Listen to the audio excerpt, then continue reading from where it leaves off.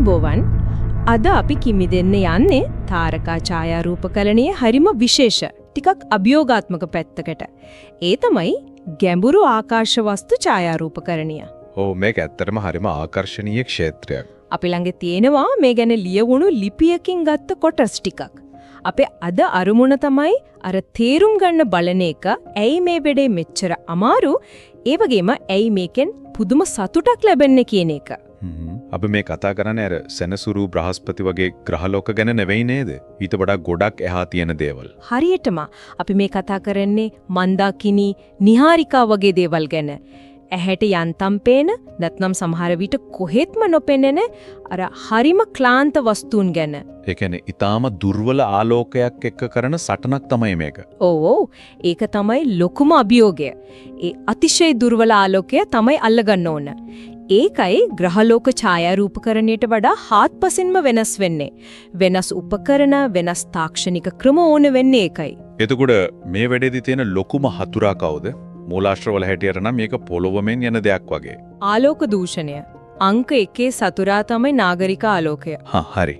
ඉතින් මේ වගේ ඡායාරූප ගන්න නම් පුළුවන් තරම් අඳුරු අහසක් හොයාගන්න ඕන. අර බෝටල් පරිමාණය කියලා එකක් තියෙනවනේ අහසේ අඳුර මනින. ඔව්. ඒකේ අගේ 1 ඒ කියන්නේ හොඳටම අඳුරු. එහෙම නැත්නම් 2 3 4 වගේ වෙනකන් තැනක් තමයි හොයාගන්න ඕන. නිකන් නගරයෙන් ඈත් වුණාට මදි එතකොට. මදි. හඳ එළියත් ලොකු බාධාවක්. ඒ නිසා අමාවක කාලේ තමයි හොඳම. හරි. ඉතින් මේ ක්ලාන්ත එළිය අල්ලගන්න අඳුර හොයාගෙන ගියාට පස්සේ මොන වගේ උපකරණද වැදගත් වෙන්නේ? දුරේක්ෂය ගත්තොත් අර ග්‍රහලෝක බලනවා වගේ ලොකු කරන එක නෙවෙයිනේ මෙතනදී ප්‍රධාන. නෑ. මෙතනදී දුරේක්ෂයේ ප්‍රධානම කාර්යය තමයි පුරුවන් තරම් ආලෝකය ඉපතු කරන එක. හරියට ලොකු බාල්දියකින් වතුර පුරවනවා වගේ. එහෙමද? ඔව්. ඒකට පුළුල් දෘෂ්ටි ක්ෂේත්‍රයක්, අර වේගවත් නාභී අනුපාතයක්, ඒ කියන්නේ F අංකය අඩු එකක්, F4 F5 වගේ තියෙන දුරේක්ෂ තමයි හොඳ. එතකොට ඉක්මනට ආලෝකය එකතු වෙනවා. අර අපෝක්‍රොමැටික් ප්‍රතිවර්තක, නියුටෝනියානු පරාවර්තක වගේ ඒවා තමයි බහුලව පාවිච්චි වෙන්නේ. ඒත් මූලාශ්‍රවල වැඩිපුරම අවධානය යොමු කරලා තිබුණේ වෙන උපකරණයකට නේද? අර පෘථිවි භ්‍රමණයට විරුද්ධව යන එකක් ගැන. අනිවාර්යයෙන්ම. ඒක තමයි මේ වැඩේදී නතුවම බැරි වැදගත්ම දේ. සමක සවි කිරීමේ උපකරණය. ඉක්විටෝරියල් ට්‍රැකින් මවුන්ට් එක. ඒකෙන් මොකක්ද හරියටම වෙන්නේ? පෘථිවිය එක අතකට කැරකෙනවනේ. මේ මවුන්ට් එක හරියටම ඒ වේගයෙන්ම අනිත් පැත්තට කැරකිලා දුරේක්ෂයේ දිගටම අර වස්තුව දිහාට එල්ල කරගෙන ඉන්නවා. එතකොට තරු ඉරි ගහන්නේ නේ? හරියටම. ඒක නිසා තමයි විනාඩි ගණන් එක දිගට නිරාවරණය කරන්න පුරුවන් වෙන්නේ. හැබැයි ඒකට පොඩි වැඩ තියෙනවා. අර උත්තර ධ්‍රුවයේ දිහාවට මේ මවුන්ට් එක හරියටම අලයින් කරන එක, ඒ කියන්නේ පෝලර් අලයින්මන්ට් එක ගොඩක් නිර්බද්ධව කරන්න ඕනේ. ඒක වැදගත් එහෙනම්. ඊට අමතරව අර දිගු නිරාවරණවලදී වෙන පොඩි හෙලවීම හැම අල්ලගන්න ස්වයං මාර්ගෝපදේශන පද්ධතියක් ඕටෝ ගයිඩින් සිස්ටම් එකක් පාවිච්චි කරනවා. හරි. කැමරාව ගැන කතා කරමුද? විශේෂයවම ඕනද නැත්නම් අපි සාමාන්‍ය DSLR එකකින් වගේ පටම් ගන්න බැරිද? විශේෂයෙන් හදපු අර කූල් කරන සිසිලන පද්ධති තියෙන තාරක කැමරා තියෙනවා, කූල් ඩැස්ට්‍රෝ කැමරාස්. කූල් කරන. සීතල නිසා කැමරා සෙන්සර් එකේ අර ඉලෙක්ට්‍රොනික නොයිස් එක ගොඩක් අඩු වෙනවා. එතකොට පිරිසිදු ඉමේජ් එකක් එනවා දිගු නිරාවරණවලදී. ඒක හොඳයි. හැබැයි ඉතින් අර DSLR එකකින් හරි මිරර්ලස් එකකින් හරි පටන් ගන්නත් පුළුවන්. ඒවයි නොයිස් එක ටිකක් වැඩි. සමහරු අර නිහාරිකාවල රතු පාට HL එළිය හොඳට අල්ලගන්න මේ කැමරා ඇස්ට්‍රෝ මොඩිෆයි කරගන්නවා. ඒ කියන්නේ කැමරාව ඇතුලේ වෙනස්කම් කරනවද? ෆිල්ටර් එකක් වගේ අයින් කරනවා. ලොකු සෙන්සර් එකක්, ලොකු පික්සල් තියෙන එකත් වාසි ආලෝක එකතු කරගන්න. ෆිල්ටර් ගැන කතා කරද්දී ඒවත් මේකට අදාළයි වගේ නේද? අනිවාර්යෙන්ම ආලෝක දූෂණය අඩු කරන ෆිල්ටර් තියෙනවා. ඊට අමතරව අර නිහාරිකාවලින් එන නිශ්චිත වර්ණ විතරක්, ඒ කියන්නේ හයිඩ්‍රජන් ඇල්ෆා රතු, ඔක්සිජන් 3 කොලොනිල්, සල්ෆර් 2 රතු වගේ ඒවා විතරක් තෝරලා ගන්න පටු පරාස ෆිල්ටර්, නැරෝ බෑන්ඩ් ෆිල්ටර්ස් තියෙනවා.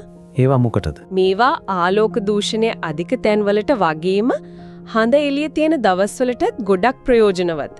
තව අර දාරවල තරු පොඩි තිතක් වගේ තියාගන්න ෆීල් ෆ්ලැටනර්, හරියටම ફોකස් කරන්න බැකින් ඔෆ් මාස්ක් එකක් වගේ දේවලුත් ඕන වෙනවා. හරි, උපකරණ ටික ඔක්කොම ලෑස්ති කියමුකෝ. ඊට පස්සේ ඡායාරූප ගන්න එකත් ලේසි නෑ වගේ සැලසුම් කරන්නත් ඕන නේද? ඉස්සෙල්ලම බලන්න ඕන මොකක්ද ඡායාරූපගත කරන්නේ. අහස කොහොමද? හඳ තියෙනවද කියලා. ඊට පස්සේ උපකරණ සෙට් කරලා අර පෝල අලයින් එක හරියටම කරලා නාභිගත කරන එක. ફોકસ කරන එක. ඒකත් හරිම වැදගත්. බැකින් ඔෆ් මාස්ක් එකෙන් වගේ හරියටම ફોකස් කරලා ඕටෝ ගයිඩින් පටන් ගත්තට පස්සේ තමයි නියම වැඩේ. එක ෂොට් එකක්, ඒ කියන්නේ ලයිට් ෆ්‍රේම් එකක් සමහර වෙලාවට විනාඩි 5ක් 10ක් වගේ දිගට නිරාවරණය කරනවා. විනාඩි ගාණක්? ඔව්. ඊට පස්සේ අර හරිම දුර්වල සංඥාව සිග්නල් මතු කරගන්න අර අහඹ නොයිස් එක අඩු කරන්න ඒ වගේ ෂොට් ගොඩක් පැය ගාණක් පුරා එකතු කරනවා. පැය ගාණක්? පැය දෙකක් තුනක් සමහර විට ඊටත් ලැඩියෙන් එකම වස්තුවට. ඒකම අර කැමරාවේ නොයිස්, දූවිලි වගේ දේවල් අයින් කරන්න ක්‍රමාංකන රාමු, කැලිබ්‍රේෂන් ෆ්‍රේම්ස් කියලා જાතියක්වත් ගන්න ඕන. ඩාර්ක්ස්, බයස්, ෆ්ලැට්ස් වගේ. හම්මේ. වැඩ ගොඩයි වගේ. ටිකක් තියෙනවා. ඉතින් මේ ඔක්කොම ඩේටා එකතු කරාට පස්සේ නේද නියම මැජික් එක වෙන්න කියන්නේ. රූප සකසීම. ඔව්, ඒක තමයි මේ වැඩේ අනිත් භාගය. සමහර වෙලට ඊටත් වඩා වෙලාව යන භාගය. එහෙමද? අරගත්ත ලයිට් ෆ්‍රේම්ස් සිය ගානයි කැලිබ්‍රේෂන් ෆ්‍රේම්ස් ටිකයි ඔක්කොම ඩීප් ස්කයි ස්ටැකර් හරි පික්සින්සයිට් වගේ සොෆ්ට්වෙයාර් එකකට දාලා එකට එකතු කරනවා. ස්ටැකින් කරනවා. එමොකටද? එතකොට අර අහම්බු නොයිස් එක කැන්සල් වෙලා ගිහින් වස්තුවේ නියම සිග්නල් එක උඩට එනවා. SNR එක වැඩි වෙනවා. සිග්නල් ටු නොයිස් රේෂියෝ එක. හරියටම. ඊට පස්සේ ඒ ලැබෙන ස්ටැක් කරපු රූපය අරගෙන ෆොටෝෂොප් හරි පික්සින්සයිට් හරි පාවිච්චි කරලා තම සෑහෙන ප්‍රොසෙස් එකක් කරනවා. අර යන්තම් පේන දේවල් මතු කරන්න ස්ට්‍රෙචින් කරනවා, තවදුරටත් නොයිස් අඩු කරනවා, වර්ණ ගලපනවා, තියුණු බව වැඩි කරනවා. ඒක වෙනම කලාවක් එතකොට. ඔව්, ඒක හරියට ඩිජිටල් ඩාර්ක් රූම් එකක වැඩ කරනවා වගේ. හරිම සියුම් ඉවසීමෙන් කරන්න ඕන වැඩක්. එතකොට දැන් පැහැදිලි මේක නිකන් කැමරාවක් අහසට එල්ල කරලා ක්ලික් කරනවට වඩා කොච්චර එහා ගිය දෙයක්ද කියලා. ඉවසීම ඕනේ, ඉගෙන ගන්න ඕනේ, ආයෝජනයක් උත් ඕනේ. අනිවාර්යයෙන්ම. ඒතේ ඔක්කොම මහන්සියේ ප්‍රතිඵලය දකිද්දී විශ්වයේ අර සැඟවුණු අපේ ඇහැට කවදාවත් දකින්න බැරි ලස්සනක්, ගැඹුරක් තමන්ගේම උත්සාහයෙන් අල්ලගත්තම දැනෙන සතුට. ඒක වචනෙන් කියන්න බෑ. ඒක ඇත්ත වෙන්න ඇති. ඒක විශ්වයත් එක්ක වෙනම සම්බන්ධයක් ඇති කරනවා වගේ. හොඳයි, අපි මේ කතා කරපු තාක්ෂණික සංකීර්ණත්වය අර අඳුරු අහසක තියෙන දෙඩි අවශ්‍යතාවය වගේ දේවල් හිතුවම අන්තිමට මෙහෙම ප්‍රශ්නයක් ඉතුරු වෙනවා වගේ.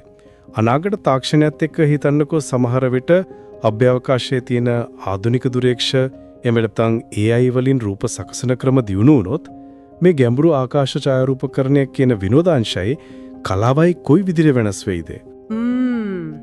ඒක හිතන්න හොඳ ප්‍රශ්නයක් තමයි. සමහර විට ප්‍රවේශය තවත් පහසු වෙයිද?